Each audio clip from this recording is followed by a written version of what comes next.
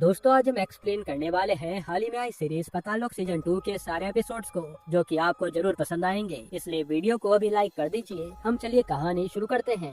तो सीरीज की शुरुआत में हम एक होटल को देखते हैं, जहाँ एक वेटर थॉम नाम के एक आदमी के रूम में खाना लेकर जा रहा होता है। और जब वो वेटर थॉम के रूम में आता है, तब उसे वहाँ थॉम की लाश पड़ी हुई मिलती है। ये देखकर वो वेटर काफी ज्यादा घबरा जाता है और यहाँ खूनी ने बड़ी बेरहमी से थॉम की हत्या की थी। अब सीन चेंज होता है और हम पुलिस स्टेशन में ऑफिसर हाथीराम को देखते हैं। हाथीराम अपने कैबिन में कुछ काम कर रहा होता है। तभी थाने में गीता नाम की एक औरत आती है और वो हाथीराम से कहती है कि मेरे पति रघु और मेरे बीच में कुछ दिन पहले लड़ाई हुई थी। तब से मेरे पति घर नहीं आए हैं और मैंने हर जगह उन्हें ढूंढने की कोशिश की, पर वो मुझे कहीं मिल नहीं रहे। तब हाथीराम गीता के पति की कंप्लेन दर्ज कर लेता है और अपने ऑफिसर से कहता है कि हमें जल्दी से रघु के बारे में पता लगाना होगा। दूसरी तरफ टीवी में हम कमिश्नर को देखते हैं। सभी रिपोर्टर्स उनसे थॉम के मर्डर के पीछे की वजह पूछ रहे थे। यहाँ हमें पता चलता है कि थॉम नागालैंड का बहुत बड़ा पॉलिटिशियन था। साथ ही थॉम इंडियन गवर्नमेंट के साथ समिट में हिस्सा लेने वाला था, पर उससे पहले ही थॉम की हत्या हो गई। इस पे कमिश्नर रिपोर्टर से कहते हैं कि हम सभी थॉम के कातिल का जल्दी पता लगा लेंगे। फिर मिनिस्टर कमिश्नर से कहते हैं कि थॉम के मरने की वजह से ये समिट पर काफी असर पड़ा है। इससे पहले बात और बिगड़ जाए तो हमें इस केस को जल्दी से सॉल्व करना ही होगा। जिसके बाद हम हाथीराम को देखते हैं। हाथीराम रघु के दोस्तों से जाकर रघु के बारे में पूरी पूछताछ कर रहा था। तब रघु के दोस्त हाथीराम को बताते हैं कि रघु कुछ समय से काफी अजीब बर्ताव कर रहा था और रघु हमेशा किसी दूसरी लड़के से फोन पर बात करता रहता था। तब रघु के दोस्त हाथीराम को उस कंपनी का एड्रेस दे देते हैं जिस कंपनी में रघु काम किया करता था। फिर हाथीराम उस कंपनी के मालिक जोगी से आकर मिलता है और पूछता है कि क्या तुम रघु नाम के एक आदमी को जानते हो। इस पे जोगी उसे बताता है कि रघु मेरी कंपनी में काम किया करता था, पर वो 2 हफ्ते पहले मेरी कंपनी छोड़कर चला गया था। तब से मेरी रघु से कोई बात नहीं हुई। जोगी की बातें सुनने के बाद हाथीराम अपने ऑफिसर से कहता है कि मुझे 2 हफ्ते पहले की रेलवे स्टेशन की फुटेज चाहिए, क्योंकि अगर रघु ये शहर छोड़कर गया होगा तो हमें फुटेज के अंदर उसका चेहरा जरूर दिखेगा। अब जब हाथीराम वहाँ से जा रहा होता है, इतने में उसे एक कांस्टेबल का कॉल आता है। वो कांस्टेबल बताता है कि हमें एक लाश मिली है और हमें शक है कि वो लाश रघु की हो सकती है। ये सुनने के बाद हाथीराम गीता को लेकर जल्दी से उस लाश के पास आता है और वह गीता उस लाश को देखने के बाद हाथीराम से कहती है कि ये मेरे पति की लाश नहीं है। मेरे पति के पेट पर एक काफी पुराना निशान है। वहीं मॉर्चरी में अंसारी भी थॉम की बॉडी की जांच करने आया होता है। तब डॉक्टर अंसारी को बताते हैं कि खूनी ने काफी खतरनाक तरीके से इस आदमी को मारा है और वो खूनी जरूर इस हमले से कोई मैसेज देना चाहता है। फिर जब रात के समय हाथीराम अपने घर आता है, तब उसे अपने घर के बाहर एक गाड़ी खड़ी हुई दिखती है। असल में वो गाड़ी हाथीराम के साले जीतू की थी। घर में जीतू हाथीराम को बताता है कि मैंने एक नई कंपनी ज्वाइन की है। उस कंपनी में फाइनेंस का काम होता है और कंपनी वाले मुझे काम के बदले में काफी अच्छे पैसे दे रहे हैं। जीतू की बातें सुनकर हाथीराम की बीवी उससे कहती है कि आप भी जीतू की कंपनी को ज्वाइन कर लीजिए। मगर हाथीराम को अपनी पुलिस की नौकरी से काफी ज्यादा प्यार था और वो इसके अलावा कोई दूसरा काम करना नहीं चाहता था। फिर जीतू के जाने के बाद हाथीराम की बीवी उससे कहती है कि कब तक हम कम पैसों में अपना गुजारा करेंगे, हमें अपने बेटे का भविष्य बनाना है, तुम्हें एक बार जीतू के बॉस से जाकर मिलना चाहिए। तब हाथीराम भी अपनी बीवी की बातों से थोड़ा इमोशनल हो जाता है और कहता है कि ठीक है, मैं चला जाऊंगा। जिसके बाद हम अंसारी को देखते हैं। अंसारी उस होटल में जाकर पूछताछ करने लगता है जिस होटल में थॉम की मौत हुई थी। वहाँ वो वेटर अंसारी को बताता है कि एक रात पहले थॉम किसी से फोन पर गुस्से में बात कर रहा था और थॉम ने काफी ज्यादा ड्रिंक भी की थी। उसके अगले ही दिन जब मैं थॉम के लिए खाना लेके गया तो उसके रूम में लाश पड़ी हुई थी। तब अंसारी भी अपने ऑफिसर को होटल की सारी सीसीटीवी फुटेज चेक करने को कहता है। अब अगले दिन जीतू हाथीराम को अपने बॉस से मिलाने ले जाता है तो जीतू का बॉस हाथीराम से कहता है कि हमारे यहाँ पर काफी सारे पैसों की अदला बदली होती है, इसलिए हमें अपनी कंपनी के सिक्योरिटी के लिए एक पुलिस ऑफिसर की जरूरत है। इसके बदले में हम आपको 2 लाख रुपए देंगे। ये सुनकर हाथीराम उस आदमी पर बहुत गुस्सा हो जाता है। वो कहता है कि मैं इस गैर कानूनी काम में तुम्हारी कोई मदद नहीं करूँगा। ये कहकर वो चला जाता है। तभी रास्ते में हाथीराम को गीता के फोन से कॉल आता है और गीता के फोन से ट्रैफिक ऑफिसर बात कर रहा था। वो हाथीराम से कहता है कि सर, गीता का एक्सीडेंट हो चुका है, इसलिए आप जल्दी से हॉस्पिटल आ जाइए। तब एक्सीडेंट की बात सुनकर हाथीराम काफी घबरा जाता है। दूसरी तरफ अंसारी होटल की सारी फुटेज चेक कर रहा था। उसी समय अंसारी को थॉम के रूम से निकलते हुए रोज नाम की लड़की दिखती है। रोज थॉम के रूम से निकलकर काफी तेज भाग रही थी और उसका बर्ताव भी काफी अजीब लग रहा था। तब अंसारी अपने ऑफिसर को रोज का पता लगाने को कहता है। फिर थोड़े टाइम बाद हाथीराम भी हॉस्पिटल में जाता है और वहाँ हाथीराम को पता चलता है कि गीता की हालत काफी ज्यादा खराब है और गीता का बेटा भी अपनी मॉम को लेकर काफी ज्यादा दुखी था। वहीं हम अंसारी और कमिश्नर को देखते हैं। वो लोग नागालैंड के बड़े पॉलिटिशियन से बात कर रहे थे। नागालैंड वाले थॉम की मौत के जिम्मेदार दिल्ली पुलिस को बताती है, क्योंकि थॉम के सिक्योरिटी की जिम्मेदारी उन्हीं की थी। पर अंसारी उन्हें भरोसा दिलाता है कि हम लोग कैसे भी करके थॉम के खूनी का पता लगा लेंगे। जिसके बाद कुछ ऑफिसर थॉम के बॉडीगार्ड डैनियल को अंसारी के पास लाते हैं। तो अंसारी उससे पूछता है कि जिस दिन थॉम की मौत हुई थी उस दिन तुम कहाँ पर थे। इस पे डैनियल झूठ कहता है कि मैं उस दिन चर्च गया था। लेकिन अंसारी को डैनियल पर शक होने लगता है, इसलिए वो उसे छोड़ नहीं रहा था। तभी वहाँ एक औरत आती है जो अंसारी से कहती है कि उस दिन डैनियल और मैं एक साथ बाहर गए थे और डैनियल आपसे इसलिए झूठ कह रहा है क्योंकि उसे डर है कि कहीं मेरे पति को हम दोनों के रिलेशन के बारे में पता न चल जाए। फिर कॉल पर कुछ ऑफिसर अंसारी को बताते हैं कि रोज ध्रुव नाम के एक आदमी के बार में काम करती थी, इसलिए अंसारी जल्दी से ध्रुव के बार में जाता है। तो अंसारी ध्रुव से रोज के बारे में पूछता है। ध्रुव कहता है कि रोज काफी समय पहले ये बार छोड़कर चली गई है, उस दिन के बाद से मैं उसे कभी मिला नहीं। तब अंसारी ध्रुव से रोज के घर का एड्रेस ले लेता है। उस एड्रेस पर जाने के बाद अंसारी को पता चलता है कि रोज एक किराए के घर में रहती थी और रोज की लैंडलॉर्ड बताती है कि हमेशा रोज से मिलने एक आदमी रेड कार में घर आया करता था। यह सुनने के बाद ऑफिसर अंसारी को कहते हैं कि ध्रुव के पास भी तो एक बहुत महंगी रेड कार है, शायद से ध्रुव हमसे झूठ कह रहा है। तब अंसारी को भी ध्रुव के ऊपर शक होने लगता है। यहाँ हॉस्पिटल में गीता की मौत हो जाती है, जिसकी मौत की खबर सुनकर हाथीराम काफी दुखी हो जाता है। वहीं हाथीराम देखता है कि कुछ लोग हॉस्पिटल में गीता के बेटे को घूर घूर कर देख रहे हैं, तो गीता का बेटा भी उन लोगों से डर रहा था। तब हाथीराम उन्हें पकड़ने के लिए उनके पीछे भागता है, लेकिन हाथीराम चाहकर भी उन्हें पकड़ नहीं पाता। जिसके बाद कांस्टेबल हाथीराम को रेलवे स्टेशन का सीसीटीवी फुटेज दिखाते हैं। तब उस फुटेज में हाथीराम को रघु के साथ रोज भी दिखाई देती है। यहीं पर एपिसोड 1 खत्म होता है।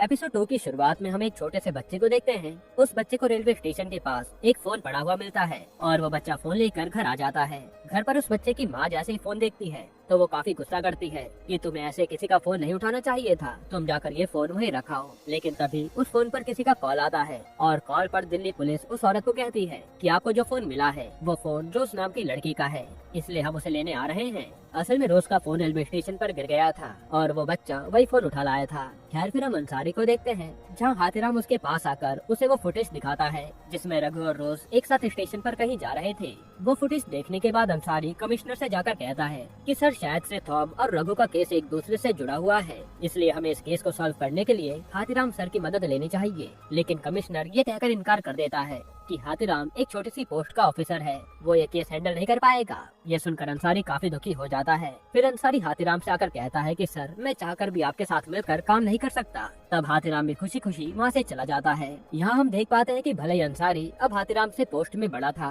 पर वो हाथीराम की पूरी इज्जत करता था। फिर रात के समय हाथीराम एक आदमी के साथ चुपके से जोगी की कंपनी में घुसकर जांच पड़ताल करने लगता है। तो हाथीराम देखता है कि हर दिन जोगी की कंपनी के कुछ लोग नागालैंड जाते थे और उन सभी लोगों के आने जाने का ट्रांजैक्शन लाखों में था। ये देखकर हाथीराम काफी हैरान हो जाता है और अगले दिन वो उस एजेंसी के पास आता है जहाँ से जोगी अपने लोगों के नागालैंड जाने का टिकट बनवाता था। तब हाथीराम उस एजेंसी के ऑनर से पूछता है कि आखिर जोगी के आदमी आज किस समय पर नागालैंड से दिल्ली आने वाले हैं। इस पे वो बताते हैं कि आज शाम की ही ट्रेन है। जिसके बाद शाम के समय हाथीराम रेलवे स्टेशन पर जोगी के आदमियों का इंतजार कर रहा होता है। तो थोड़े टाइम बाद जोगी के आदमी दिल्ली आते हैं और उनकी नजर हाथीराम पर पड़ती है, जो देखकर वो लोग वहाँ से भागने लगते हैं। तब हाथीराम भी उनका पीछा करता है, पर वो लोगों को पकड़ नहीं पाता। जिसके बाद वो लोग जल्दी से जोगी की फैक्ट्री पर आते हैं। जोगी उनसे पूछता है कि आखिर तुम सभी को यहाँ आते हुए किसी ने देखा तो नहीं। इस पे वो लोग कहते हैं कि नहीं, हमें किसी ने देखा नहीं, पर वो हाथीराम हमारा पीछा कर रहा था। उसी समय हम हाथीराम को देखते हैं जो उनका पीछा करते हुए जोगी की फैक्ट्री में आ गया था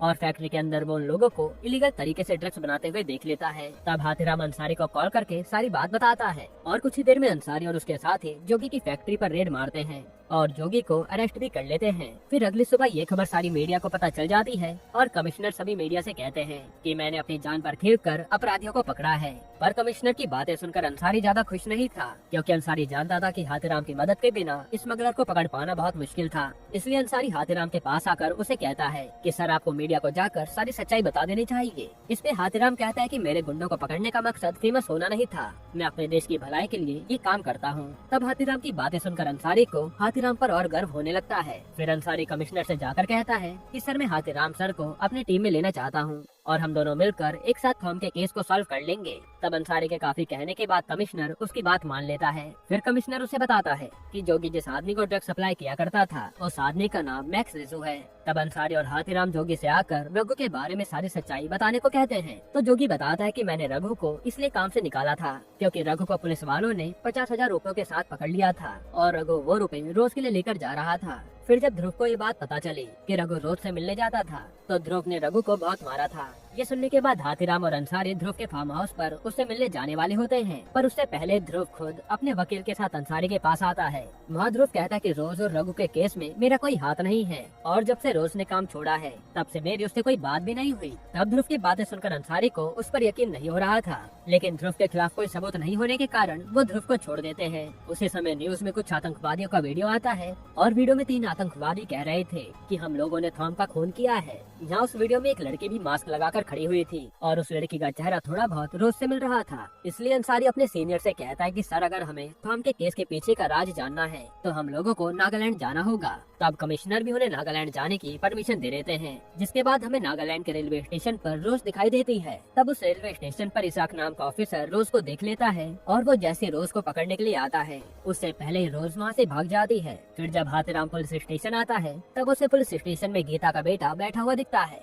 और गीता के मरने के बाद अब उसका इस दुनिया में कोई भी नहीं था। इसी वजह से हाथीराम उसे अपने घर लेकर आता है। घर पर हाथीराम की बीवी उस बच्चे को देखकर काफी गुस्सा हो जाती है। वो हाथीराम से कहते कि तुम मुझसे बिना पूछे इस बच्चे को घर लेकर क्यों आए हो। इस पे हाथीराम कहता है कि अभी ये बच्चा बहुत छोटा है, इसलिए मैं इसके लिए एक अनाथ आश्रम ढूंढ रहा हूँ। जैसे ही मुझे एक जगह मिल जाएगी मैं इसे वहाँ डलवा दूंगा। तभी हाथीराम को अंसारी का कॉल आता है, और अंसारी हाथीराम से कहता है कि सर, हमें कल सुबह नागालैंड जाना है, क्योंकि मैक्स रिजू को भी नागालैंड में देखा गया है, और नागालैंड में ही हमें रोज और रघु मिल सकते हैं। तब हाथीराम भी उसके साथ जाने के लिए तैयार हो जाता है। यहीं पर एपिसोड 2 खत्म होता है। एपिसोड 3 की शुरुआत में हम मैक्स को देखते हैं, और मैक्स को ड्रग्स लेने की बहुत ही बुरी आदत पड़ गई थी, इसलिए मैक्स को हर समय ड्रग्स चाहिए होते हैं। अब अंसारी और हाथीराम फ्लाइट से नागालैंड आ जाते हैं, तो नागालैंड के एयरपोर्ट पर उन दोनों को मेघना नाम की लेडी ऑफिसर मिलती है। मेघना उन दोनों से कहती है कि आप लोगों का ध्यान रखने की जिम्मेदारी हमारी है, इसलिए ऑफिसर आइजैक हमेशा आपके साथ रहेंगे। तब अंसारी मेघना से कहता है कि आज शायद से थॉम का फ्यूनरल है, और मैं थॉम के फ्यूनरल में जाना चाहता हूँ। इस पे मेघना पहले तो मना करती है, क्योंकि थॉम के सुरक्षा की जिम्मेदारी अंसारी की थी, और जब से थॉम मरा है तब से नागालैंड के लोग दिल्ली पुलिस पर काफी गुस्सा है। लेकिन अंसारी के काफी रिक्वेस्ट करने के बाद मेघना उन्हें थॉम के फ्यूनरल में ले जाती है। पर जाने से पहले मेघना उन्हें कहती है कि तुम लोगों को थॉम के बेटे रूबन से बचकर रहना होगा, क्योंकि रूबन एक साइको है और वो कभी भी किसी को मार सकता है। फिर थोड़े टाइम बाद वो लोग फ्यूनरल में आ जाते हैं। फ्यूनरल में रूबन की एक दूसरी गैंग से लड़ाई हो जाती है, तो रूबन उस गैंग के लोगों को मारने लगता है। हालांकि इतने में सभी लोग आकर रूबन को शांत करा देते हैं। वही अंसारी और हाथीराम रेड्डी नाम के एक बड़े बिजनेसमैन से भी मिलते हैं। फिर थॉम की बीवी अपने बेटे रूबन से कहती है कि तुम्हें अपने गुस्से पर काबू रखना चाहिए, तुम्हारे डैड के जाने के बाद तुम्हें गद्दी संभालनी है। यहाँ हमें पता चलता है कि रूबन अपने डैड से बहुत प्यार करता था, इसलिए रूबन ने ठान लिया था कि वो अपने डैड के कातिलों को पकड़ कर रहेगा। फिर रात के समय हाथीराम को उसकी पत्नी का कॉल आता है। वो हाथीराम से कहती है कि गीता का बच्चा ना ही कुछ बोलता है और ना ही खाना खाता है, और वो तो बार बार बेड पर ही टॉयलेट कर देता है। मैं इस बच्चे से परेशान हो गई हूँ। इस पे हाथीराम कहता है कि इस बच्चे ने अपनी माँ को अपने सामने मरता हुआ देखा है, इसलिए उसे संभलने में थोड़ा टाइम लगेगा, और तुम चिंता मत करो, मैं जल्द ही घर आ जाऊंगा। फिर अगली सुबह आइजैक हाथीराम और अंसारी को रोज के घर पर लेकर जाता है। रोज के घर पर रोज के मॉम और डैड रहते हैं, और रोज के डैड की दिमागी हालत ज्यादा ठीक नहीं थी। वही अंसारी रोज की मॉम से रोज के बारे में पूछता है। इस पे वो बताते हैं कि रोज हमारे लिए मर चुकी है, मैं उसका चेहरा भी देखना नहीं चाहती, हम लोग काफी सालों से रोज से मिले भी नहीं हैं। यहाँ साथ ही रोज की मॉम कहती है कि थॉम कोई अच्छा इंसान नहीं था, थॉम एक बहुत ही बड़ा राक्षस था। तब अंसारी सोचने लगता है कि इन्होंने ऐसा क्यों कहा, क्योंकि थॉम की तो सब लोग इज्जत करते हैं। फिर अंसारी और हाथीराम रघु और रोज का पता लगाने का सोचते हैं, पर आइजैक के साथ रहते हुए वो ये काम नहीं कर सकते थे, इसलिए वो लोग आइजैक से कहते हैं कि हम लोग आज पूरा दिन होटल में रहेंगे, इसलिए आप अपनी ड्यूटी पर चले जाइए। तब आइजैक भी उनकी बात मानकर अपने थाने में चले जाता है। फिर आइजैक के जाने के बाद अंसारी और हाथीराम हर जगह रघु और रोज की तलाश में निकल जाते हैं। यहाँ हाथीराम रेलवे स्टेशन पर एक कुली से रघु के बारे में पूछता है। वो आदमी कहता है कि रेलवे स्टेशन के बाहर कुछ मजदूर बैठते हैं, शायद से वो लोग आपको रघु के बारे में बता सकते हैं। दूसरी तरफ अंसारी रेड्डी की बीवी से जाकर रोज के बारे में पूछता है, क्योंकि रोज 2 साल तक रेड्डी के होटल में काम करते थे। यहाँ रेड्डी की बीवी अंसारी से कहती कि रोज काफी पहले यहाँ काम करते थे और वो चोरी छुपकर ड्रग्स भी बेचा करती थी, इसलिए हमने रोज को निकाल दिया था। तब ये बात अंसारी जल्दी से हाथीराम को बताता है, और जब ये दोनों कॉल पर बात कर रहे होते हैं तभी हाथीराम का फोन स्विच ऑफ हो जाता है। उसी समय हाथीराम की नजर एक आदमी पर पड़ती है, और वो हाथीराम को देखकर तेजी से भागता है। तब हाथीराम भी उसे पकड़ने की कोशिश करता है, लेकिन इतने में कुछ पुलिस वाले आकर हाथीराम के सर पर डंडा मारकर उसे बेहोश कर देते हैं। फिर रात को वो ऑफिसर हाथीराम को अपने साथ वैन में लेकर जा रहे थे। तभी रास्ते में बिट्टू नाम का एक आदमी उस वैन को रोक देता है और वो हाथीराम को देखकर समझ जाता है कि हाथीराम एक पुलिस वाला है। इसी वजह से बिट्टू उन ऑफिसर को कुछ पैसे देकर हाथीराम को छुड़वा लेता है। जिसके बाद बार में हाथीराम और बिट्टू एक साथ बैठे होते हैं। वहाँ बिट्टू हाथीराम को पूछने पर बताता है कि यहाँ सभी लोग ड्रग्स मैक्स रिजू को बेचते हैं और मैक्स भी हम के लिए काम करता है। फिर बिट्टू से बात करने के बाद हाथीराम और अंसारी मेघना से मिलने जाते हैं। तब मेघना उन दोनों के साथ रोज के डॉक्टर से पूछताछ करने जाती है। वो डॉक्टर बताते कि रोज भी थॉम के लिए काम करती थी। थॉम और रोज के बीच में काफी गहरे रिलेशन थे। इसके आगे मुझे रोज के बारे में कुछ भी नहीं पता। फिर डॉक्टर से बात करने के बाद अंसारी और हाथीराम मेघना से कहते हैं कि हमें पता चला है कि 10 दिन पहले नागालैंड पुलिस ने होटल से कुछ स्मगलर को ड्रग सप्लाई करते हुए पकड़ा था। हम लोग उन ड्रग स्मगलर से मिलना चाहते हैं। तब मेघना उन दोनों को स्मगलर से मिलने की इजाजत दे देती है। फिर अगले दिन वो लोग स्मगलर से जाकर रघु के बारे में पूछते हैं। इस पे एक आदमी उन्हें बताता है कि रघु हमारे साथ ड्रग सप्लाई करने का काम करता था, लेकिन रघु कुछ समय पहले एकदम से गायब हो गया था। पर मनोज नाम का आदमी रघु को अच्छे से जानता है। तब वो आदमी अंसारी और हाथीराम को मनोज का एड्रेस दे देता है। फिर अंसारी और हाथीराम कार में एक साथ कहीं जा रहे होते हैं। तभी वो दोनों देखते हैं कि एक कार उनका पीछा कर रही है। ये देखकर ये दोनों को उन पर शक होता है और अंसारी और हाथीराम उस कार के अंदर बैठे आदमियों को पकड़ लेते हैं। तभी वो आदमी बताते हैं कि हम लोग नागालैंड के पुलिस वाले हैं और हमें आपके ऊपर नजर रखने के लिए कहा गया था। जिसके बाद अंसारी को मेघना का कॉल आता है और मेघना उसे बताती है कि हमें मैक्स रिजू की लाश मिली है। ये सुनते ही अंसारी और हाथीराम जल्दी से मेघना के पास आते हैं और वहाँ वो लोग मैक्स की लाश रस्सी से लटकी हुई देखते हैं, जहाँ किसी ने बड़ी बेरहमी से मैक्स को मार दिया था। साथ ही ये खबर रोबिन को पता चल जाती है, जो सुनकर रोबिन को काफी गुस्सा आता है। फिर आखिर में हम थॉम के बॉडीगार्ड डैनियल को देखते हैं। डैनियल कार में हेडफोन्स लगाकर एक जगह पर आता है और फिर अपनी गन से 3 लोगों को बड़ी बुरी तरह से मार देता है। यहीं पर एपिसोड 3 खत्म होता है। एपिसोड 4 की शुरुआत में हम रोज को देखते हैं। रोज को ड्रग्स लेने की बहुत बुरी आदत पड़ गई थी, इसलिए रोज एक आदमी के पास आकर ड्रग्स मांगती है। पर रोज के पास उस आदमी को देने के लिए पैसे नहीं थे, इसलिए वो उस आदमी के साथ इंटीमेट होने की कोशिश करती है, जिसके बदले में वो आदमी रोज को ड्रग्स दे देता है। दूसरी तरफ अंसारी और हाथीराम को उन तीनों की लाश मिलती है, तो वो सोच में पड़ जाते हैं कि आखिर किसने इन तीनों को मारा होगा। तभी अंसारी को उन तीनों के हाथों पर 15 दिसंबर 1997 डेट लिखी हुई मिलती है, जो कि काफी अजीब बात थी। वहीं मेघना मीडिया से कहते हैं कि हम लोग जल्दी से खूनी का पता लगा लेंगे जिसने उन तीनों को मारा है। इसके बाद अंसारी उन आदमियों के हाथों पर लिखे डेट के बारे में पता लगाने लगता है और हम हाथीराम को देखते हैं, जो मनोज नाम के आदमी के पास जाकर रघु के बारे में पूछता है। इस पे वो बताता है कि कुछ टाइम पहले रघु मेरे पास आया था। असल में रघु को 2 लोगों को बॉर्डर पार कराने के लिए एजेंट की जरूरत थी और रघु हमेशा रूली नाम के होटल में रुकता था। ये सुनकर हाथीराम वहाँ से चला जाता है। जिसके बाद अंसारी एक चर्च के फादर के पास आता है और वो अंसारी को बताते हैं कि 1997 में एक रेबल नाम का बहुत फेमस नागालैंड ग्रुप था और वो गैंग काफी लोगों को मारा करते थे, पर अभी के समय में वो गैंग पूरी तरह से टूट चुकी है। ये सुनने के बाद अंसारी समझ नहीं पाता कि अगर वो गैंग टूट गई है तो उन तीनों को किसने मारा है। यहाँ हाथीराम जल्दी से रोली होटल में रघु का पता लगाने के लिए आता है, तो हाथीराम को पता चलता है कि रोली होटल रेड्डी की बीवी का होटल है। तो रेड्डी की बीवी हाथीराम से बात करने के बाद होटल के अकाउंटेंट घोष से कहती है कि तुम हाथीराम को होटल की सीसीटीवी फुटेज दिखा दो, पर फुटेज के अंदर हाथीराम को रघु कहीं नहीं दिखता। फिर हाथीराम काफी टेंशन में होटल के बाहर खड़ा होता है। उसी समय उसकी बीवी का कॉल आता है। वो हाथीराम से कहते हैं कि कल हमारे बेटे का बर्थडे है, इसलिए हमें उससे मिलने के लिए हॉस्टल जाना होगा। लेकिन हाथीराम के पास इतनी जल्दी दिल्ली आने के लिए फ्लाइट के पैसे नहीं थे। इसी वजह से वो कहता है कि मुझे यहाँ पर काफी काम है, मैं दिल्ली नहीं आ पाऊंगा। हालांकि हाथीराम भी अपने बेटे के बर्थडे पर उससे मिलना चाहता था। फिर हाथीराम उस होटल के अकाउंटेंट के पास आकर रघु के बारे में पूछता है। साथ ही उससे कहता है कि अगर तुमने मुझे रघु के बारे में नहीं बताया तो मैं तुम्हें किसी बहाने से जेल में डाल दूंगा।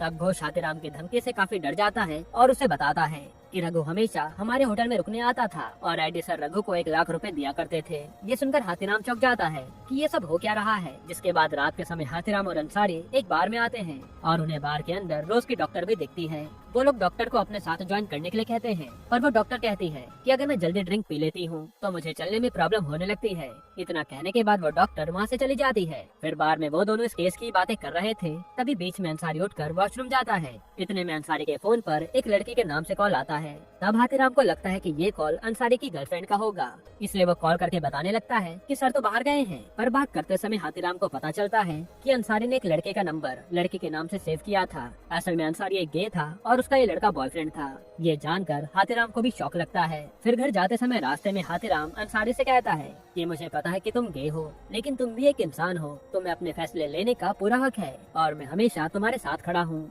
ये सुनकर अंसारी काफी खुश हो जाता है कि किसी ने पहली बार मेरी की मजबूरी को समझा है। फिर अगले दिन शिव हाथीराम को आकर दिल्ली के फ्लाइट के टिकट देता है और असल में ये टिकट अंसारी ने भेजा था। अंसारी को पता चल गया था कि हाथीराम अपने बेटे के बर्थडे पर उससे मिलना चाहता है, जो देखकर हाथीराम भी बहुत खुश होता है। फिर हाथीराम जल्दी से एयरपोर्ट पर चला जाता है। दूसरी तरफ रेड्डी नागालैंड के पॉलिटिशियंस के साथ समिट में बात कर रहा था। उसी समय रेड्डी को थॉम के बेटे रूबेन का कॉल आता है। रूबेन उससे कहता है कि मेरे पापा के जाने के बाद उनकी सारी दौलत मेरी है, इसलिए तुम उनके पैसे मेरे नाम कर दो। क्योंकि थॉम के सारे पैसे के बारे में सिर्फ रेड्डी को पता था, लेकिन रेड्डी उसे पैसे देना नहीं चाहता था। इसी वजह से वो रूबेन से कहता है कि मुझे कुछ दिनों का टाइम दो, उसके बाद मैं वो सब पैसे तुम्हारे नाम कर दूंगा। हालांकि रूबेन को रेड्डी के ऊपर जरा भी भरोसा नहीं था। फिर हम कुछ गुंडों को देखते हैं। वो गुंडे बजरिया नाम के एक आदमी को बहुत मार रहे थे, क्योंकि बजरिया रेड्डी के होटल को खरीदने वाला था। इसी कारण रूबेन अपने गुंडों से बजरिया को पिटवा रहा था। फिर हम हाथीराम को देखते हैं, जो फ्लाइट से दिल्ली आ गया था और घर पर हाथीराम देखता है कि उसकी बीवी गीता के बच्चे का बहुत अच्छे से ध्यान रख रही थी। ये देखकर हाथीराम बहुत खुश होता है। फिर हाथीराम अपने परिवार के साथ जल्दी से अपने बेटे की हॉस्टल बर्थडे सेलिब्रेट करने आता है और हॉस्टल में हाथीराम देखता है कि उसके बेटे के साथ एक दूसरी लड़की भी कमरे में है। हालांकि ये लोग उससे कुछ कहते नहीं और बर्थडे सेलिब्रेट करने लगते हैं। दूसरी तरफ जब अंसारी अपने रूम में बैठा होता है, तभी अंसारी को एक कॉल आता है। कॉल पर एक आदमी अंसारी को रोज का लोकेशन बता देता है, जिसके बाद अंसारी हाथीराम को ये बात बताने के लिए कॉल करता है, मगर उस समय वो अपने बेटे के बर्थडे में बिजी था, इसलिए वो उसका कॉल नहीं उठाता। साथ ही अंसारी मेघना को भी कॉल करता है, लेकिन मेघना भी उसका कॉल नहीं उठाती।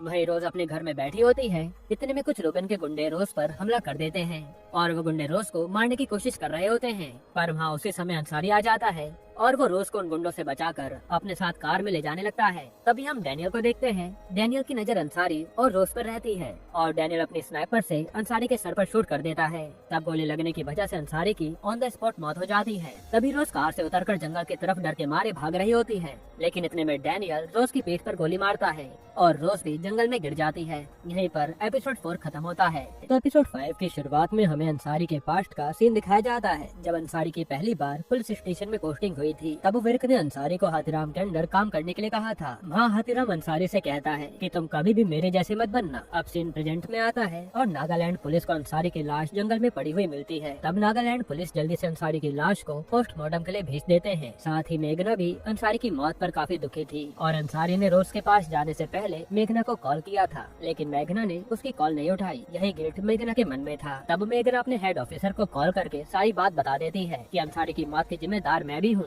मुझे अंसारी की रक्षा करने के लिए कहा गया था, पर मैंने उसका कॉल ही नहीं उठाया। इस पे वो मेघना से कहते हैं कि तुम ये सब बात को भूल जाओ और किसी को ये बात मत बताना, वरना नागालैंड पुलिस की काफी बदनामी होगी। तब मेघना भी उनकी बात मानकर किसी को कुछ नहीं बताती, मगर अंदर ही अंदर मेघना काफी दुखी थी। फिर अगले दिन अंसारी की लाश को दिल्ली पुलिस को भेज दिया जाता है और अंसारी की बॉडी देखकर हाथीराम काफी ज्यादा दुखी था। हाथीराम भी अंसारी की मौत का जिम्मेदार खुद को मान रहा था, क्योंकि हाथीराम ने भी अंसारी का कॉल नहीं उठाया था। अब अंसारी की फैमिली में कोई भी नहीं होता, इसलिए सभी ऑफिसर्स मिलकर अंसारी को दफनाने के लिए जा रहे थे। इतने में अंसारी का बॉयफ्रेंड भी अंसारी से आखिरी बार मिलने आता है और वो अंसारी को ऐसी हालत में देखकर बहुत रोता है, जिसके बाद ये लोग अंसारी को दफना देते हैं। अब अगले दिन एक मीटिंग बैठाई जाती है और उस मीटिंग में ऑफिसर हाथीराम से पूछते हैं कि आखिर उस दिन तुम कहाँ गए थे जिस दिन अंसारी की मौत हुई थी। इस पे वो कहता है कि उस दिन मैं अंसारी की परमिशन पर अपने बेटे से मिलने गया था। ऑफिसर उसे कहते हैं कि अब तो अंसारी जिंदा नहीं है और आखिर तुम्हारी बात पर कौन विश्वास करेगा। अगर तुम्हें बचना है तो तुम्हें सारा इल्जाम अंसारी पर डालना पड़ेगा। ये अंसारी की मौत उसकी खुद की गलती की वजह से हुई है, वरना तुम्हारी नौकरी भी जा सकती है। तब हाथीराम को न चाहते हुए भी पूरा इल्जाम अंसारी के सर पर डालना पड़ता है, पर ये करते समय हाथीराम बहुत दुखी था। दूसरी तरफ न्यूज में बताया जाता है कि रूबेन के आदमियों ने अंसारी को मारा है। इसी वजह से नागालैंड पुलिस रूबेन को हर जगह ढूंढ रही थी। फिर हम रूबेन को देखते हैं। रूबेन अपने फार्म हाउस पर अपनी मॉम से कॉल पर कह रहा होता है कि मैंने अंसारी को नहीं मारा है, मेरे ऊपर गलत इल्जाम लगाया जा रहा है। जिसके बाद रूबेन अपनी मॉम से बात करने के बाद अपना फार्म हाउस छोड़कर चला जाता है। अब थोड़े टाइम बाद मेघना अपने ऑफिसर के साथ रूबेन के फार्म हाउस पर आती है, लेकिन रूबेन उसे वहाँ नहीं मिलता। तब मेघना अपने ऑफिसर को रूबेन का पता लगाने को कहती है। वहीं रूबेन पुलिस से बचने के लिए जंगल में भाग रहा था। तभी रूबेन को रेड्डी का कॉल आता है। वो रूबेन से कहता है कि तुम्हें पुलिस को सरेंडर कर देना चाहिए और मैं वादा करता हूँ कि मैं तुम्हें पुलिस से बचा लूंगा। तब रूबेन कहता है कि मैं तुम्हारे जैसे आदमी पर भरोसा नहीं कर सकता, तुम मुझे जेल में डालकर खुद मेरी जायदाद पर कब्जा करना चाहते हो, मैं कभी भी खुद को सरेंडर नहीं करूंगा। इतना कहने के बाद रूबेन कॉल काट देता है। जिसके बाद हाथीराम थाने में काफी निराश बैठा होता है और उसे अपने फैसले पर काफी बुरा लग रहा रहा था। उसी समय एक ऑफिसर हाथीराम से कहता है कि हम लोग सब सिस्टम के कुत्ते हैं, हमें हर समय अपने मालिक की सुननी पड़ती है, वरना हमें उठाकर बाहर फेंक दिया जाता है। तब हाथीराम उसकी बात सुनकर सहमत होता है। फिर जब हाथीराम अपना काम कर रहा होता है तभी उसे अंसारी के बॉयफ्रेंड का कॉल आता है और वो हाथीराम को अपने घर आने को कहता है। फिर जब हाथीराम वहाँ पहुँचता है तो वो हाथीराम से पूछता है कि आखिर अंसारी की मौत कैसे हुई थी, लेकिन हाथीराम उसे ये कहकर मना कर देता है कि मैं अंसारी के बारे में और बात करना नहीं चाहता। मैं जानता हूँ कि अंसारी एक ईमानदार ऑफिसर था और मैं कैसे भी करके अंसारी को इंसाफ दिलाकर रहूंगा। जिसके बाद हाथीराम अपने घर आ जाता है। घर पर जीतू हाथीराम की बीवी से कह रहा था कि जीजा जी को ये जॉब छोड़ देनी चाहिए क्योंकि इसमें तो हर समय रिस्क रहता है। ये सुनकर हाथीराम को बहुत गुस्सा आता है और वो गुस्से में उसे अपने घर से निकाल देता है। साथ ही हाथीराम अपनी पत्नी से कहता है कि मैं ये जॉब कभी नहीं छोड़ूंगा क्योंकि मैं अपने देश के लिए कुछ करना चाहता हूँ और तुम्हारी जिद की वजह से आज अंसारी की मौत हुई है। ना मैं यहाँ पर आता न अंसारी को कुछ हो पाता। फिर अगली सुबह हाथीराम विर्क से जाकर मिलता है जो हाथीराम को ध्रुव की कॉल रिकॉर्डिंग्स देता है। रिकॉर्ड्स में हाथीराम को पता चलता है कि जिस दिन थॉम की मौत हुई थी उस दिन ध्रुव भी शहर में था, लेकिन पहले ध्रुव ने हाथीराम से झूठ कहा था कि वो थॉम की मौत के दिन किसी दूसरे शहर में काम से गया था। इसलिए हाथीराम जल्दी से ध्रुव के बार का फुटेज चेक करने लगता है और उस फुटेज के अंदर हाथीराम को रोज के साथ ध्रुव भी जाते हुए दिखता है। ये देखने के बाद हाथीराम समझ जाता है कि ध्रुव ने उसे झूठ कहा था कि वो काफी टाइम से रोज से नहीं मिला। फिर हाथीराम और विर्क एक साथ ध्रुव से मिलने उसके घर जाते हैं और ध्रुव के घर पर उसकी एंगेजमेंट पार्टी चल रही थी। तभी हाथीराम और विर्क ध्रुव को अकेले में ले जाकर रोज के बारे में सारी सच्चाई बताने को कहते हैं।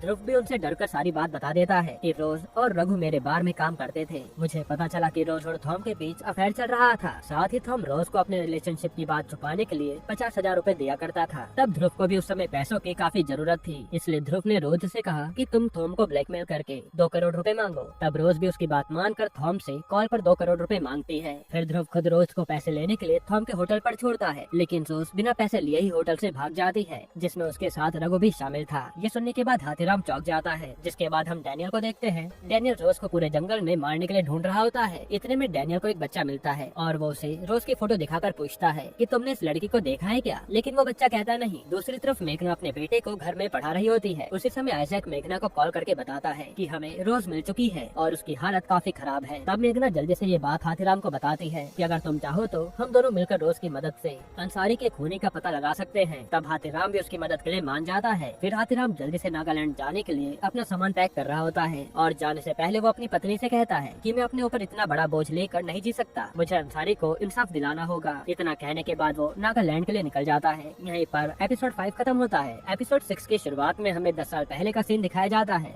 जब रूबन अपनी मॉम से कह रहा था कि उस आदमी ने हम लोगों को धोखा दिया है और मैं उस आदमी को नहीं छोड़ूंगा। इस पे उसकी मॉम रूबन से कहती है कि तुम्हें खुद को संभालना चाहिए, मैं उस आदमी पर गुस्सा नहीं हूँ। तभी रूबन की बहन को हम देखते हैं। रूबन की बहन चाकू लेकर अपना हाथ काट लेती है, जिससे उसकी यहीं पर मौत हो जाती है। फिर सीन प्रेजेंट में आता है और मेघना रोज को एक हॉस्पिटल में भर्ती करा देती है और रोज की हालत वाकई में काफी ज्यादा नाजुक थी। साथ ही हाथीराम भी फ्लाइट से नागालैंड आ जाता है और वह शिव हाथीराम को समझाता है कि आपको इस केस में वापस नहीं पड़ना चाहिए, लेकिन हाथीराम को कैसे भी इस केस को सॉल्व करना था। फिर शिव से बात करने के बाद हाथीराम मेघना से मिलने हॉस्पिटल जाता है तो मेघना उसे बताती है कि रोज के बचने के चांसेस काफी कम हैं। हमें रूबन को पकड़ने का भी ऑर्डर मिला है। अब ये दोनों आपस में बात कर ही रहे होते हैं तभी न्यूज पे बजोरिया की मौत की खबर आती है और बजोरिया को रूबन के आदमी ने मारा था। फिर हाथीराम बजोरिया के बड़े भाई से मिलने उसके घर पर जाता है तो बजोरिया का भाई उसे बताता है कि रूबन नहीं चाहता था कि मेरे भाई रेड्डी से होटल खरीदे, इसी वजह से रूबन ने मेरे भाई को मार दिया। साथ ही वो ये भी बताता है कि रेड्डी अपना सारा कारोबार बेचकर विदेश में सेटल होना चाहता था और इस कारोबार में आधी हिस्सेदारी थॉम की भी थी। उसकी बातों को सुनकर हाथीराम सोच में पड़ जाता है कि आखिर रेड्डी अपना कारोबार बेचकर जाना क्यों चाहता है। फिर हाथीराम ये बात अपने सीनियर विर्क को भी बताता है और उससे रेड्डी के बारे में सारी जानकारी निकालने को कहता है। इसके बाद हाथीराम को बजोरिया के घर के बाहर 2 ऑफिसर खड़े हुए दिखते हैं। असल में वो ऑफिसर्स रूबन के लिए काम करते थे। हाथीराम उन दोनों से जाकर कहता है कि मुझे रूबन से मिलना है, मैं रूबन को बचाना चाहता हूँ, वरना पुलिस रूबन को ढूंढकर मार डालेगी। तब वो दोनों हाथीराम को रूबन से मिलाने के लिए मना कर देते हैं। दूसरी तरफ हॉस्पिटल के बाहर काफी सारे लोग रोज को मारने के लिए आ जाते हैं क्योंकि सबको लगता था कि रोज ने थॉम का खून किया है। ये सब देखने के बाद मेघना अपने ऑफिसर के साथ मिलकर उन लोगों को रोकने लगती है। तभी हाथीराम मेघना को कॉल करके कहता है कि हमें रोज को हॉस्पिटल से बाहर निकालना पड़ेगा। जिसके बाद वो सभी लोग हॉस्पिटल के अंदर आने की कोशिश करने लगते हैं और पुलिस भी उन्हें रोक रही थी। इतने में एक ऑफिसर के हाथों से गोली चल जाती है जो कि एक बच्चे को लगती है। ये देखकर लोग और भी ज्यादा भड़क जाते हैं और यहाँ एकदम से भीड़ उमड़ पड़ती है, जिससे सिचुएशन संभालना काफी मुश्किल हो गया था। तब मेघना रोज को लेकर हॉस्पिटल के पीछे से भागने लगती है, पर कुछ लोग मेघना पर हमला कर देते हैं। हालांकि जब तक वो लोग रोज को मार पाते उससे पहले हाथीराम आकर उन सभी लोगों को मारने लगता है। फिर हाथीराम कैसे भी करके मेघना और रोज को बचाकर हॉस्पिटल से बाहर लाता है और फिर ये लोग वैन में बैठकर वहाँ से निकल लेते हैं। फिर हम हाथीराम की पत्नी को देखते हैं। वो देखते कि गीता का बेटा काफी निराश बैठा था और उसे अपनी मॉम की काफी याद आ रही थी। इस पे वो उसे जाकर कहती है कि तुम चिंता मत करो, तुम्हारी मॉम हमारे साथ है। अगर तुम्हें कभी अपनी मॉम की याद आए तो तुम मेरे पास आ जाना। फिर कुछ देर बाद हाथीराम और मेघना रोज को दूसरे हॉस्पिटल में भर्ती करा देते हैं। साथ ही हाथीराम को भी काफी चोटें आई होती हैं और वो लंगड़ा के चल रहा था। तब डॉक्टर उसे बताती है कि अगर कोई आदमी ज्यादा नशा कर ले तो उसका यूरिक एसिड बढ़ जाता है और वो इंसान लंगड़ा कर चलने लगता है। उनकी बातों से हाथीराम को रोज की डॉक्टर की याद आती है और रोज की डॉक्टर को भी ड्रिंक करने के बाद चलने में प्रॉब्लम होती थी। हाथीराम को किसी आदमी ने ये भी बताया था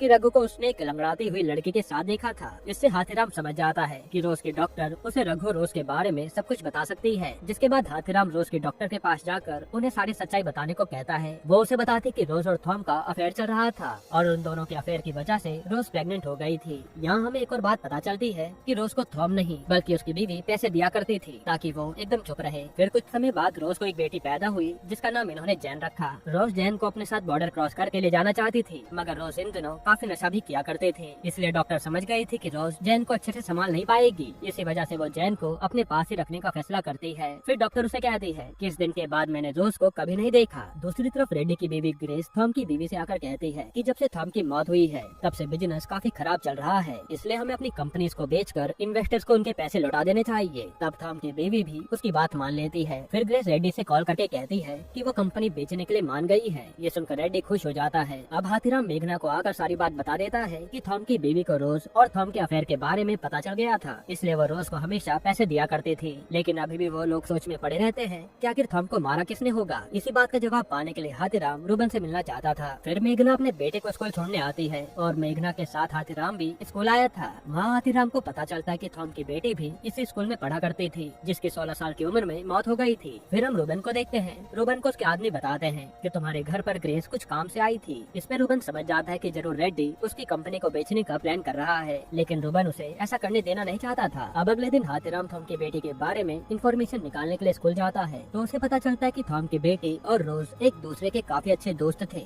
ये देखकर हाथीराम काफी ज्यादा हैरान हो जाता है। उसी समय हाथीराम को एक आदमी का कॉल आता है और वो उससे कहता है कि रूबन तुमसे मिलना चाहता है। यहीं पर एपिसोड 6 खत्म होता है। एपिसोड 7 की शुरुआत में हम हाथीराम को देखते हैं। हाथीराम एक जगह पर बैठकर रूबन का इंतजार कर रहा था। तभी हाथीराम के पास कुछ लोग आते हैं और उसे कार में ले जाने लगते हैं। उसी समय मेघना भी उस कार का पीछा कर रही होती है। फिर रास्ते में वो लोग हाथीराम के सारे कपड़े उतरवा कर उसे दूसरे कपड़े पहना देते हैं और मेघना अभी भी उनका पीछा कर रही थी। इतने में मेघना के कार के सामने एक बड़ा सा ट्रक आ जाता है और जब वो ट्रक मेघना के सामने से हटता है तब तक वो गुंडे हाथीराम को लेकर जा चुके थे। मेघना सोच में पड़ जाती है कि वो गुंडे हाथीराम को लेकर कहाँ गए होंगे। फिर जब हाथीराम रूबन के पास पहुँच जाता है तो वो रूबन से कहता है कि मुझे तुम्हारे बारे में सब कुछ पता है। तुम्हारी बहन ने इसलिए खुदकुशी की थी क्योंकि उसे पता चल गया था कि रोज और थॉम का अफेयर चल रहा है। और सबसे चौंकाने वाली बात तो ये थी कि रोज भी थॉम की सौतेली बेटी थी, इसलिए तुम्हारी मॉम रोज को मुंह बंद रखने के लिए पैसे दिया करती थी। अब जब हाथीराम रूबन से बात कर रहा होता है उसी समय हम डैनियल को देखते हैं जिसने दूर से इन लोगों पर निशाना बना रखा था। रूबन भी हाथीराम से कहता है कि मेरे पिता एक बहुत बुरे इंसान थे, उन्होंने मेरी मॉम को धोखा दिया था, इसलिए मुझे उनसे नफरत है और वो इतने ज्यादा गिर गए थे जिसके बारे में कोई सोच भी नहीं सकता। यहाँ रूबन ये सब कह रहा होता है। इतने में डैनियल रूबन को गोली मार देता है जिससे उसकी मौत हो जाती है। अब रूबन के मरने के बाद रूबन के आदमी हाथीराम पर हमला कर देते हैं, मगर तब तक मेघना हाथीराम की मदद के लिए वहाँ आ जाती है और हाथीराम और मेघना मिलकर रूबन के सारे आदमियों को मार डालते हैं। फिर थोड़े टाइम बाद ये खबर रेड्डी को पता चल जाती है तो रेड्डी अपनी बीवी से कहता है कि कुछ दिनों में समिट होने वाला है, इसलिए तुम रूबन की मरने की खबर किसी को मत बताना। वहीं हम अंकल कैन को देखते हैं और अंकल कैन नागालैंड को समिट में रिप्रेजेंट कर रहे थे। यहाँ रूबन की मॉम को भी अपने बेटे की मौत की खबर पर काफी दुख होता है। फिर मेघना रूबन के मरने की बात अपने हेड ऑफिसर को बताती है कि रूबन को हम लोगों ने नहीं बल्कि किसी दूसरे आदमी ने मारा है। ये सुनकर हेड ऑफिसर भी चौंक जाता है। फिर वो मेघना से कहता है कि अब तुम इस बात पर ज्यादा ध्यान मत दो, वैसे भी रूबन को मारने के बाद हमारा पूरा केस सॉल्व हो गया है। इसके बाद विर्क हाथीराम को कॉल करके बताता है कि रेड्डी कोई छोटा मोटा आदमी नहीं है। कुछ साल पहले रेड्डी के खिलाफ भी एक पुलिस कंप्लेन दर्ज हुई थी, लेकिन रेड्डी ने इस पूरी फाइल को ही गायब कर दिया था। ये सुनकर हाथीराम को रेड्डी पर शक होने लगता है कि शायद से रेड्डी ही थॉम के मर्डर में शामिल होगा। जिसके बाद रोज की मॉम रोज से मिलने हॉस्पिटल में आती है, जो कि उससे काफी समय बाद मिल रही थी। तब रोज की हालत देखकर वो काफी दुखी हो जाती है क्योंकि उन्होंने कभी सोचा नहीं था कि रोज की इतनी बदतर हालत हो जाएगी। दूसरी तरफ हम हाथीराम की बीवी को देखते हैं जिसके घर पर एक दादाजी और दादी आते हैं। असल में वो दोनों रघु के पेरेंट्स थे जो अपने पोते को अपने साथ ले जाने आए थे। दादा और दादी हाथीराम की बीवी से कहते हैं कि हम लोगों की हालत कुछ दिनों से काफी खराब थी, इसलिए हम लोग रघु के बच्चे को लेने नहीं आ पाए, पर अब हम लोग अपने पोते को अपने साथ ले जाना चाहते हैं। तब हाथीराम की बीवी कहती कि ठीक है, जैसे मेरे पति आ जाएंगे तुम इस लड़के को यहाँ से ले जा लेना। वहीं हम हाथीराम को देखते हैं जो मेघना से कहता है कि रूबन ने मरने से पहले मुझे बताया था कि थॉम कभी भी समिट में जाना नहीं चाहता था, लेकिन एक दिन थॉम का 60 करोड़ का माल पुलिस ने पकड़ लिया और माल की जानकारी थॉम के किसी करीबी दोस्त ने दी थी। यहाँ हाथीराम को पूरा यकीन था कि वो माल की जानकारी जरूर रेड्डी ने पुलिस को दी होगी, क्योंकि रेड्डी को थॉम के बारे में सब कुछ पता था। तब मेघना हाथीराम को बताती है कि जिस स्नाइपर ने रूबन को मारा था वो sniper Kohima tour and travels agency की कार में आया था। ये सुनने के बाद हाथीराम उस एजेंसी के बारे में पता करता है तो उसे पता चलता है कि वो स्नाइपर शिव की कार में बैठकर रूबन को मारने आया था। इससे हाथीराम समझ जाता है कि शिव जरूर उस स्नाइपर के बारे में जानता है। फिर हाथीराम शिव को जाकर बहुत मारता है और सारी बात बताने को कहता है। इस पे शिव उसे बताता है कि डैनियल नाम के आदमी ने रूबन को मारा था क्योंकि डैनियल को एक गाड़ी की जरूरत थी और उस समय मेरे ऊपर भी एक केस चल रहा था। उस केस की वजह से मैं अपने घर नहीं जा पा रहा था, इसलिए डैनियल ने मुझे कहा था कि अगर मैं उसे अपनी गाड़ी दे दूंगा तो वो मुझे इस केस से बाहर निकालने में मदद करेगा। इधर हम विर्क को देखते हैं जो डैनियल की गर्लफ्रेंड से जाकर कहता है कि तुमने मुझसे झूठ क्यों कहा था कि थॉम की मौत के दिन डैनियल तुम्हारे साथ था। इसमें वो उसे कहते कि उस दिन डैनियल मेरे साथ सिर्फ रात के 11 बजे तक था और 11 बजे के बाद वो मेरे पास से चला गया था। साथ ही वो उसे बताती कि डैनियल लंगचोमा नाम की जगह से आता है। इस जगह के लोग अपने लीडर के लिए काफी वफादार होते हैं, इसलिए मुझे यकीन है कि वो थॉम को कभी मार नहीं सकता। पर विर्क को उसकी बातों पर यकीन नहीं था और सभी लोगों को डैनियल पर ही शक होने लगता है। जिसके बाद विर्क हाथीराम को कॉल करके सारी बात बता देता है। यह सुनकर हाथीराम चर्च में जाकर डैनियल के डॉक्यूमेंट्स चेक करने लगता है। तब उसे पता चलता है कि डैनियल के मॉम डैड बहुत पहले मर गए थे और डैनियल को बचपन से कैन ने पाला था। इससे हाथीराम समझ जाता है कि जरूर कैन के कहने पर डैनियल ने थॉम को मारा होगा। फिर हाथीराम जल्दी से कॉल करके ये बात मेघना को बताता है, लेकिन तभी हम मेघना को देखते हैं जिसके सामने डैनियल बैठा था। डैनियल ने मेघना को किडनैप करके रखा था और जब मेघना कॉल पर हाथीराम से मदद मांगती है उस समय डैनियल मेघना को गोली मार देता है। यहीं पर एपिसोड 7 खत्म होता है। एपिसोड 8 की शुरुआत में हमें पास्ट का सीन दिखाया जाता है जब रोज ड्रिंक करके कहीं जा रही थी। तब ड्रिंक करने के बाद रोज को जरा भी होश नहीं था, इसलिए कुछ लोग रोज का फायदा उठाने की सोचते हैं, मगर इतने में रघु आकर रोज को उन लोगों से बचा लेता है। फिर सीन प्रेजेंट में आता है और हमें पता चलता है कि नागालैंड का समिट सक्सेसफुल हो गया था, जिसकी वजह से काफी सारे लोग खुश थे। इस समिट की वजह से नागालैंड में डेवलपमेंट होने वाला था। फिर जब हाथीराम उस जगह पर जा रहा होता है जहाँ डैनियल ने मेघना को मारा था, वही डैनियल बिल्डिंग के ऊपर से हाथीराम पर हमला करने लगता है और हाथीराम भी चुपके से बिल्डिंग के अंदर आ जाता है। जिसके बाद हाथीराम और डैनियल के बीच में काफी लड़ाई होती है और यहाँ ये दोनों एक दूसरे पर काफी भारी पड़ रहे थे। हालांकि आखिर में हाथीराम डैनियल को जान से मार डालता है और हाथीराम को आज जाकर सुकून मिलता है कि उसने अंसारी और मेघना के कातिल को मार डाला। फिर अगले दिन आइजैक हाथीराम से कहता है कि सर आपने बहुत बहादुरी का काम किया है, आपको अपने सवालों के जवाब मिल गए होंगे, इसलिए आपको अब वापस चले जाना चाहिए। इस पे हाथीराम कहता है कि अभी नहीं, मुझे पूरे सवालों के जवाब नहीं मिले हैं। इतना कहने के बाद वो सीधा कैन से मिलने उनके घर जाता है। फिर वो कैन से पूछता है कि आपने थॉम को क्यों मरवाया था। इस पे वो उसे सारी बात बताता है कि थॉम समिट में नहीं आना चाहता था और उस रात थॉम का रेड्डी के साथ झगड़ा हो गया था और मुझे डर था कि उन दोनों के झगड़े की वजह से नागालैंड का समिट खराब न हो जाए, जिससे यहाँ का डेवलपमेंट रुक जाएगा, इसलिए मैंने थॉम को मार दिया था। और थॉम को मारने के बाद मैंने डैनियल से उसकी मदद मांगी थी, जिसके बाद हम दोनों ने ऐसा प्लान किया कि ये एक कोई पॉलिटिकल मर्डर है। हालांकि तुमने तो आखिर मुझे पकड़ ही लिया। फिर हाथीराम कहता है कि मैंने कभी सोचा नहीं था कि आप ऐसा कुछ करोगे और मैं नागालैंड के सभी लोगों को आपकी सच्चाई बता दूंगा। कैन उसे कहता है कि अगर तुमने ऐसा किया तो नागालैंड के सभी लोग वापस से दुखी हो जाएंगे और नागालैंड के समिट का कुछ फायदा नहीं होगा। मैंने अपने लोगों की भलाई के लिए थॉम को मारा था, वैसे भी थॉम एक स्मगलर था। तब हाथीराम भी उसकी बात से सहमत होता है और वो फैसला करता है कि वो नागालैंड की भलाई के लिए किसी को कुछ नहीं बताएगा। फिर हाथीराम बाहर आता है तो उसे वहाँ के लोग बहुत खुश दिखाई दे रहे थे। ये देखकर हाथीराम भी खुश हो जाता है। फिर सच्चाई जानने के बाद हाथीराम आइजैक के साथ एयरपोर्ट जा रहा होता है और रास्ते में आइजैक उसे बताता है कि पिछली रात रोज की हॉस्पिटल में मौत हो गई। यहाँ हाथीराम भी एक बात को लेकर काफी ज्यादा दुखी था कि हाथीराम ने गीता से वादा किया था कि वो रघु को ढूंढ कर लाएगा, पर हाथीराम रघु को अभी तक ढूंढ नहीं पाया था। फिर थोड़े टाइम बाद हाथीराम अपने घर पर आ जाता है और वो देखता है कि रघु के पेरेंट्स अपने पोते को ले जाने आए थे। तब हाथीराम उनकी बात मानकर बच्चे को उनके साथ भेज देता है और हाथीराम और उसकी पत्नी इस बच्चे के लिए काफी खुश थे कि चलो उसे उसके दादा दादी तो मिल गए। फिर अगली सुबह हाथीराम अपने पुलिस स्टेशन पर जाता है और वहाँ हाथीराम को हेड ऑफिसर कहते हैं कि तुमने मुझे बिना बताए थॉम के केस को रिस्टार्ट किया था, इसलिए अब तुम्हें कभी भी सस्पेंड किया जा सकता है। हालांकि हाथीराम को अपने सस्पेंड होने से बिल्कुल भी डर नहीं लग रहा था, क्योंकि हाथीराम ने अपने दोस्त का बदला ले लिया था। फिर हाथीराम रघु को ढूंढने के लिए सीसीटीवी फुटेज देखने लगता है और उस फुटेज में वो रघु को देखता है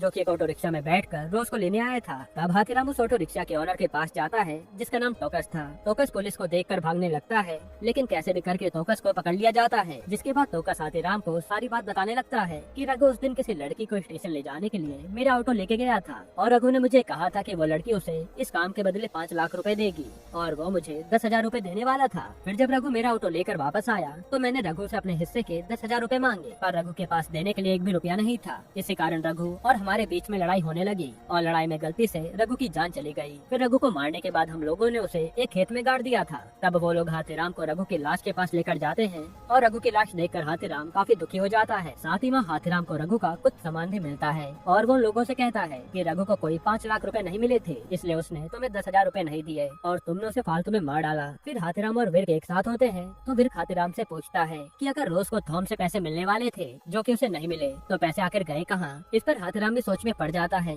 कि हाँ, ये पैसे गए कहाँ। साथ ही हाथीराम बातों बातों में कहता है कि अब मैं नौकरी छोड़ने वाला हूँ क्योंकि मैं इससे परेशान हो गया हूँ। इतने में हाथीराम को एक बच्चे के हाथ में नोट दिखता है। वो नोट देखकर हाथीराम समझ जाता है कि थॉम रोज को हवाले के पैसे देने वाला था। तब हाथीराम जल्दी से रोज और रघु का सामान चेक करने लगता है और उस सामान में हाथीराम को एक फटा हुआ नोट मिलता है। असल में वो नोट हवाले का था और उस नोट के बदले में रोज को 2 करोड़ रुपए मिलने वाले थे। तब हाथीराम जीतू की मदद से हवाले के पैसे चेंज करने की जगह पर जाता है और वो नोट उस आदमी को देता है, जिसके बदले में वो आदमी हाथीराम को 2 करोड़ रुपए दे देता है। लेकिन हाथीराम उन 2 करोड़ में से 5 लाख रुपए ही लेता है क्योंकि रघु को रोज से सिर्फ 5 लाख रुपए मिलने वाले थे। बाकी का पैसा वो वहीं छोड़ देता है। जिसके बाद हाथीराम वो पैसे लेकर रघु के मॉम डैड को देने के लिए रेलवे स्टेशन जाता है और कुछ देर ढूंढने के बाद हाथीराम को दादा दादी मिल जाते हैं तो हाथीराम उन्हें उनके बेटे के पैसे दे देता है।